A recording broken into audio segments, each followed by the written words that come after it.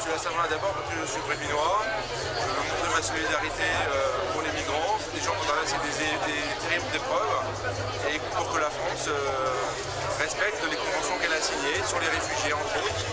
Il se trouve qu'il y a un mois à peu près, on a vu des gens sur le marché de Saint-Brévin faire signer des pétitions.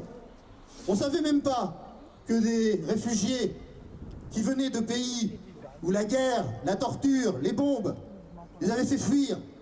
On savait bien sûr, on voyait bien ces gens sur les bateaux qui mouraient et qui traversaient l'Europe, qu'on rejetait.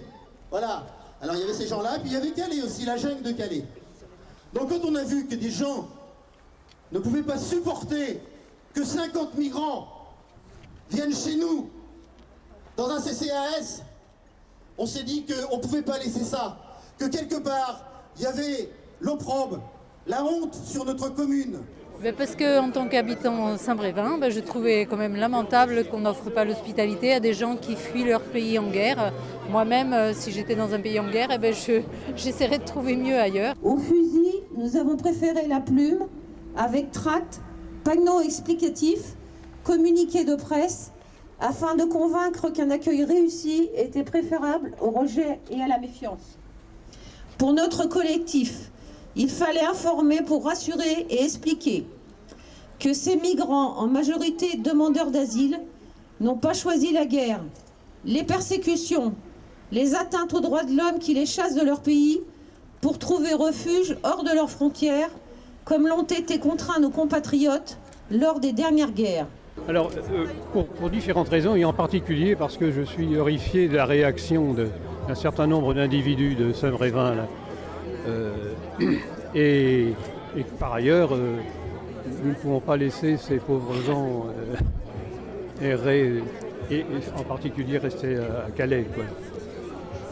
Pour montrer qu'un accueil solidaire et humain est possible dans toutes les villes de France, nous à Saint-Nazaire, nous accueillons plus de 100 personnes dans le plan qui sont arrivés par le plan gouvernemental. Et c'est un collectif de citoyens qui s'est monté. Et voilà, donc c'est montrer aux Brévinois qu'ils n'ont pas à avoir peur et que c'est tout à fait possible et c'est très enrichissant d'avoir ces réfugiés dans notre ville.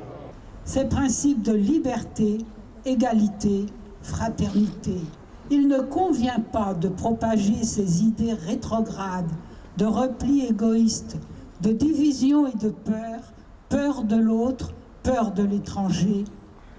Louons plutôt tous ceux qui ont choisi de tisser des liens avec ces réfugiés et qui nous disent dans leurs témoignages quel enrichissement ils ont trouvé dans ces rencontres.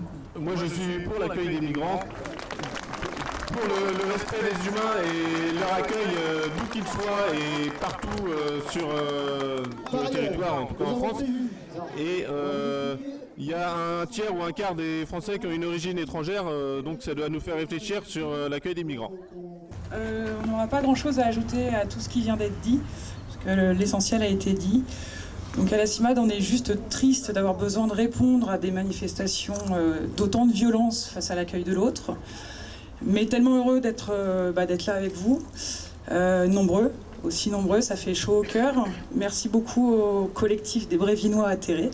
Bonjour à tous et merci d'être là pour témoigner de la solidarité et des valeurs que vous défendez et que vous défendrez toujours. Je n'ai pas autre chose à ajouter parce que beaucoup de choses ont été dites et beaucoup mieux que je ne saurais le faire. Merci. Bonjour à tous. ICAR est un collectif créé à Saint-Nazaire il y a 1 an maintenant. Nous avons accueilli des réfugiés à partir du mois de janvier cette année. Et donc on a maintenant un retour d'expérience sur 8-9 mois de durée. Ce que je voudrais faire aujourd'hui, c'est un témoignage. Témoigner de la richesse humaine, intellectuelle, spirituelle pour certains, incroyable du contact que l'on peut avoir, nous, avec les réfugiés, de les voir progresser, de les voir apprendre le français, pour certains de trouver un travail, de trouver un logement, de s'intégrer dans la société. Ce sont des gens qui nous apportent des compétences, des connaissances, un appétit de la vie, enfin bref, une richesse humaine qui nous fait du bien à tous, qu'on partage tous, je crois, aujourd'hui. Derrière un réfugié, il y a une vie humaine. Et on essaye, modestement, de les aider à se réparer. On meurt aux portes d'un monde développé qui se considère comme le siège de la démocratie et des droits de l'homme. Les pays traditionnels d'immigration ont fermé leurs portes, si ce n'est monter des murs ou installer des camps de rétention comme à Calais. Pourtant, la liberté des personnes est un droit universel. En 1948, la Déclaration des droits de l'homme nous dit « Toute personne a le droit de circuler librement et de choisir sa résidence à l'intérieur d'un État. Toute personne a le droit de quitter tout pays, y compris le sien, et d'y revenir. Devant la guerre, la persécution, nous avons le droit de chercher asile dans un autre pays. » Articles 13 et 14 de la Charte des droits de l'homme.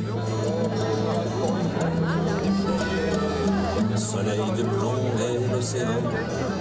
Attention!